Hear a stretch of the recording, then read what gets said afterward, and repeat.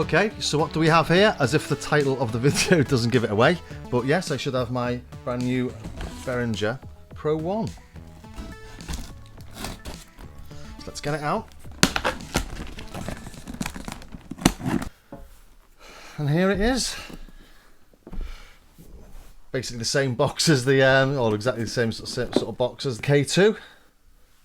Let's see what we get in it. So we get the manual and the sticker. Quick start guide rather than manual. Big difference there, but I know how to use this one. I have the original. Buying from Tommen in Germany, and I'm in the UK, and they always send it with a German or a European plug, not a British one. I'll have to see if I can sort that out with them, because they do know where it's going. But we get the Euro rack power and 2 cables, exactly the same as you did with the K2. And not such an issue with this only getting 2 cables. With the K2, 2 cables seemed a bit stingy because you rely on the cables quite a lot with an MS-20, don't you? So let's take these out. Actually, I'll just leave them in there for now. And here we have it. Yeah. Do you know what? I've been waiting for one of these to come out for ages. I've got the original Pro-1. I'll just get it out for you.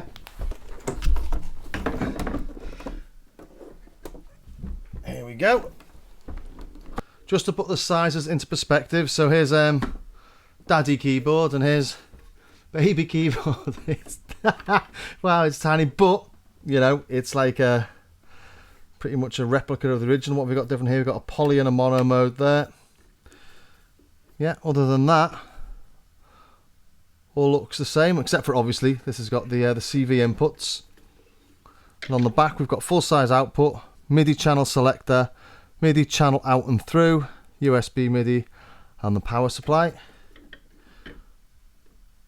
Yeah, it's nice. I will be comparing these obviously in my next video, but just for today I thought let's get it out and let's have a little play with it. So if I've got the original, why on earth have I been really sort of waiting for this to come out? Well, the original is big. It's got the J-wire keyboard on it, so every time I get it out I've got to sort of mess around with the keyboard. It does work, but unless you're using it constantly, you always have little issues with the keyboard. It's not MIDI, and it's big, it's massive, so every time I want to use it, because it's not on one of my racks, I've got to get it out, set it up on a stand, and I love the sound of it, but it's a bit of a pain. So since I bought the UE Repro, I've not really used the hardware at all, but I do like having the hardware. I much prefer playing with the knobs and stuff like that, and also it's a nice little thing to have. But does it sound anything like it? Well, as I say, I'll look at that in the next video. But for now, let's just take a quick look at it. As with all the Behringer, all these new Behringer kit, you get really short power leads. It's just about, I don't know, 1.5 meters or something, maybe 1 meter or so. I'll have to get an extension to plug it in, which is really annoying. I know it sounds like I'm being picky with these things, but it does annoy me. But I can't get upset. I've got a Pro-1 for €299 or something. So the knobs all feel nice and tight. Switches are good. It's got, I'm sure these are fake wooden panels on the end, but it's all metal. It's printed on the actual surface as well. It's not an overlay. Again, exactly like the K2. Feels like a nice, solid little unit, this. Plug in a couple of these. Yeah, I'm not a fan of the mini jacks anyway, but everything feels really sturdy.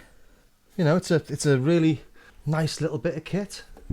If anyone's interested, I know I do get a few questions about this. The Korg's not directly controlling the Pro-1 via this cable. It's going to the computer and then the computer USB out to the Pro-1. So we're getting the gate lights flashing. So we're getting MIDI, getting no sound at all. Volume up, no sound. Maybe just turn the tune into 0, but we can see what we've got going on here. Turn the cutoff up. Maybe put an oscillator on. And open the amplifier. Yay, sound! Let it warm up for a few minutes. I imagine it's been stuck in a container coming from China for a few weeks. So let's have a go then. Let's dig in. So you have two oscillators, Oscillator A, Oscillator B. They're slightly different. Oscillator A has got a sawtooth and a square. Oscillator B has got a sawtooth, a square, and a triangle. They've both got pulse widths that you can change. Oscillator A you can sync up to Oscillator B, and Oscillator B's got a low frequency mode, and you can turn the sort of link to the keyboard on and off, so it effectively can act like an LFO. Just like if you've seen one of my recent Odyssey videos, it does exactly the same. Well, I think that does that on Oscillator A, and the mini mode does it on Oscillator 3, doesn't it? So we also have noise, a 24 dB low pass resonant filter, two separate ADSR envelopes, glide, an LFO with 3 shapes.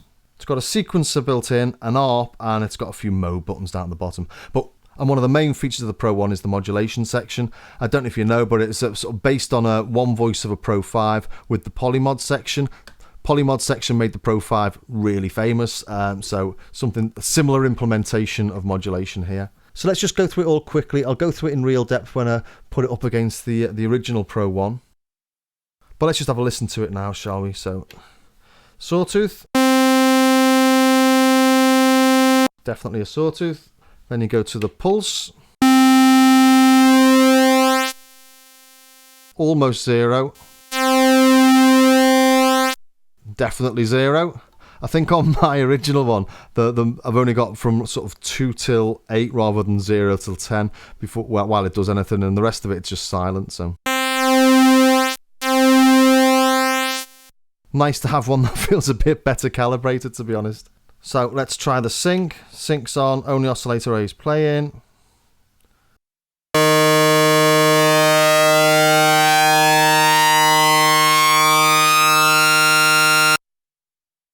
I like looking at the oscilloscope with that, with the waveforms dropping in and out.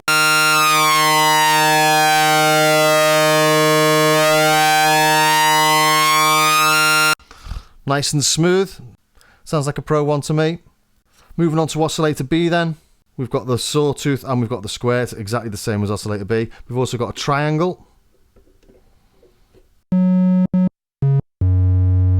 You can have more than one wave shape playing simultaneously. So we have the sawtooth.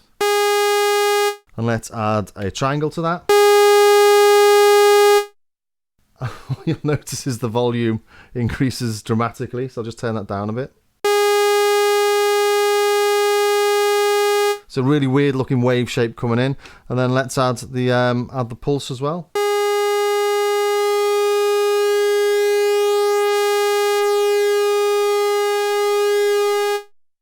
So there's a whole range of tones you can get out of that you don't get with a synth that you can just select one or other of the wave shapes. And as I say, you can unlink that from the keyboard, so then you can put it in a low frequency mode. And that's basically an LFO. I'll talk about the modulation section in more detail later, but you've got the sources and you've got the destinations. So if you use Oscillator B as the source, it's going to direct. Let's take it to Oscillator A frequency. Direct, so it's going through the same sort of routing. Syncs off. Let's listen to Oscillator A.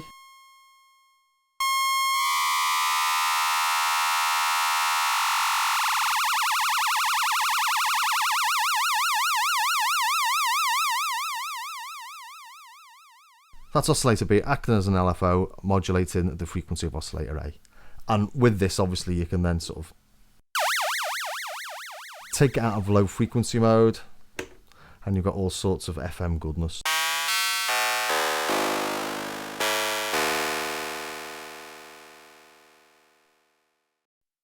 And you just heard me playing with the pulse width then. Yes, you can get pulse width modulation from it. Again, that's via the modulation section.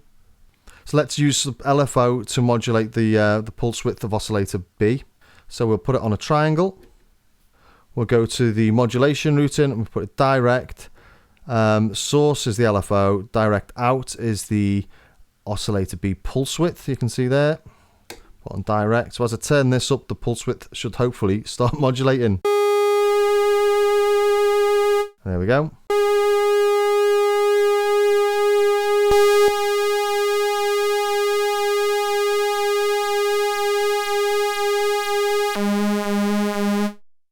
We can modulate the pulse width of Oscillator A and Oscillator B at the same time. So let's have a listen to Oscillator A on a square, coming through Oscillator A pulse width direct again. So the LFO is the source, destination is Oscillator A pulse width.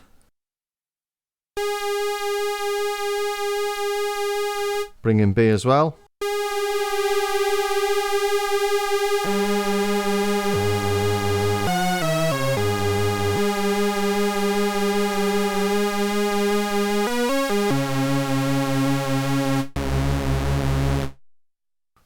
All very nice, isn't it?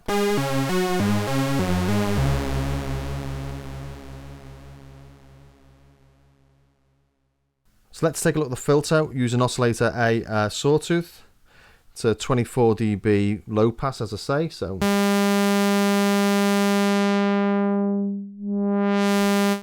lovely and smooth, bringing some resonance, losing lots of bass and loads of volume, which is what you'd expect.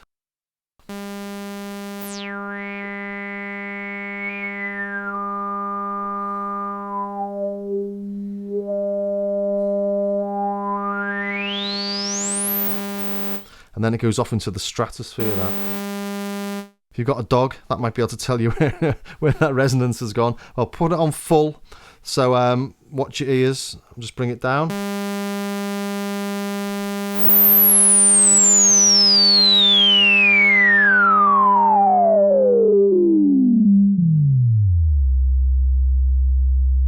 And there it stops around 70 Hz. It doesn't go the full sweep down and give you those sort of tummy rumbles. But I'll double check that against the original Pro-1 I've got here. I'd have thought it'll be the same. I can't remember what it did, to be honest. I just remember spending ages trying to get kick drums out of it, and I wasn't that successful. You can also track the keyboard on this as well, so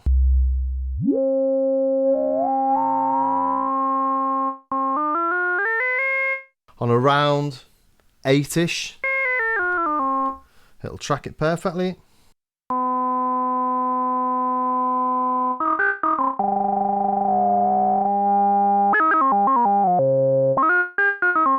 To get those organ sounds, or to have it as a third oscillator, I suppose. Let's stick on Oscillator B as well.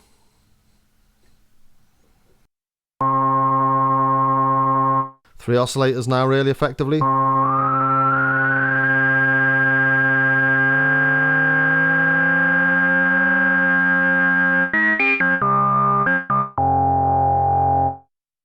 But you can do that with any synth. You can track the keyboard. It's a little bit more difficult on this because you've got to sort of finally tune it, whereas on the Mini Moog you just flick two switches, but can be done. So let's listen to these envelopes now, listen to how snappy they are.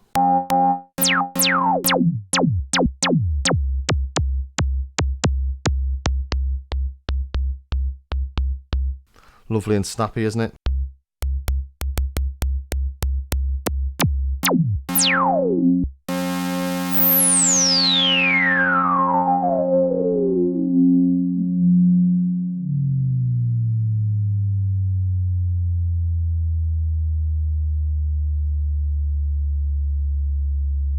Really slows down to the end, and you're thinking, please go below 70 Hz, but it doesn't.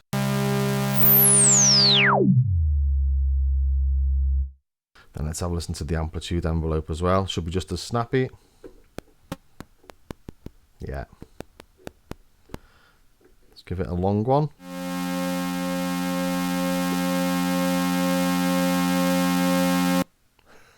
What happened there? Let's take the sustain up. Got to the top of the attack phase and then just cut out because there's zero decay and zero sustain.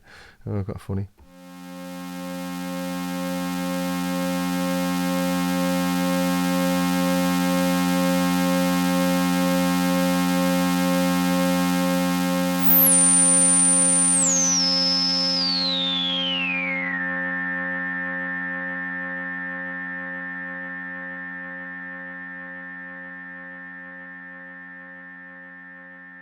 That's long enough for me. So back to the LFO, it's got three wave shapes, so you can have them all playing simultaneously as you can with the oscillators.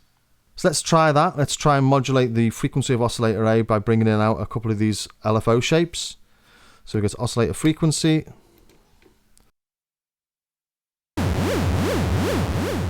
Take Oscillator B off. It's a triangle. Let's try a triangle and a saw.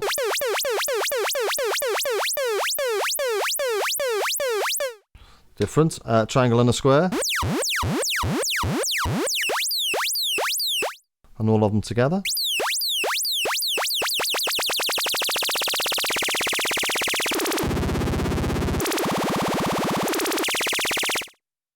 Again, we're getting a huge range of tones out of that, aren't we? And it says LFO clock. Why does it say clock? Well, because it's got a sequencer and it's got arpeggiator. And the LFO speed is the clock speed. So this speed here adjusts the speed of the sequencer and the ARP. The sequencer and the ARP are really simple. Don't forget, this is, was it 1970s? I don't know when it was first built.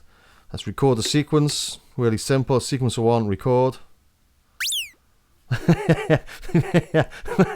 Oh, that's like some sort of alien mouse coming to get me. So putting it back onto some sort of normal sound. Let's record something on sequencer 1. So record sequencer 1.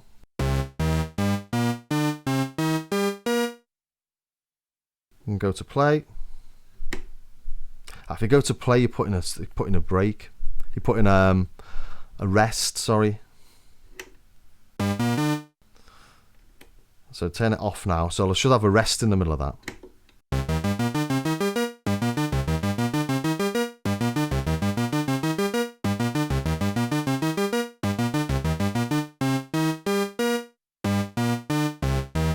So it's pretty rudimentary. It also has a rudimentary arpeggiator, so it goes up or up and down, but that's about it. You can't transpose or anything. Oh, let's turn it on.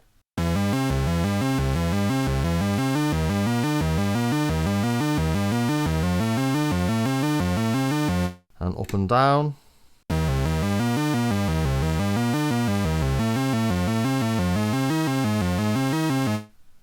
So if you want to do really complex arpeggiators and sequences, you know, you're going to have to use something external, but luckily you've got MIDI in and you've got all this going on as well. We've also got glide with an auto or manual mode. But yeah, let's have another look at this modulation section, how it works. Sort of almost to refresh myself for when I do the comparison video. So you've got three sources. You've got the filter envelope, you've got Oscillator B, and you've got the LFO. And then you've got 1, 2, 3, 4, 5 destinations, frequency of Oscillator A and pulse width. Again with Oscillator B, the frequency and the pulse width. And then finally you can modulate the filter as well. But it's more flexible than it looks because you've got two, I don't know what you call them. Well, it says routes here. So you can go via the modulation wheel or direct. So if it's on direct, it'll always modulate. So let's try LFO modulating the frequency of Oscillator A. So the LFO, we'll stick it on direct. So the LFO is going through the direct route. Frequency of Oscillator A, we want it direct as well. And the amounts on here. So this should just do that. Let's turn Oscillator B down.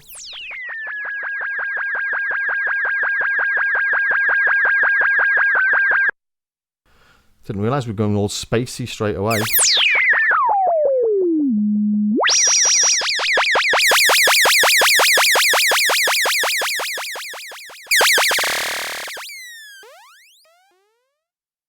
We can also route that to the modulation wheel as well. So we put the LFO modulation route into the wheel. We put the Oscillator A frequency modulation to the wheel as well. So it shouldn't play any modulation when I hit a key. But when I turn the wheel or push this knob.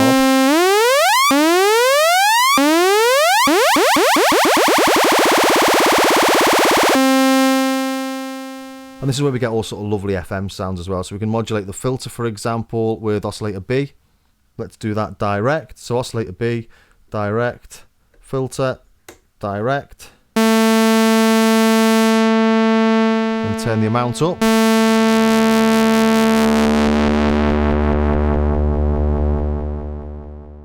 Nice. That's lovely, that, isn't it? And now I can add modulation onto the frequency of Oscillator A using the mod wheel as well.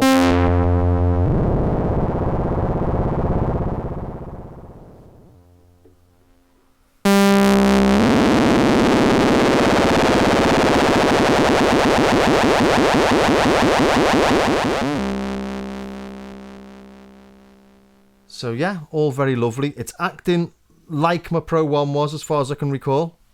But I can't wait to to get it out and have a look, but it takes a fair bit of setting up, that sort of stuff. So I thought just get a little video out quickly just to show you the main functions of it. And now I'm off to write the intro track. Someone suggested to do Only You by Yazoo. Obviously, Vince Clarke was a big Pro-1 fan, so I've already done Don't Go on my He Repro 1 video, so let's try another one. It'd probably take me 20 times as long as it did to run through this, but we'll see. Hopefully I'll do that anyway. Well, I hope that was of some use to someone somewhere, and I'll see you with the comparison.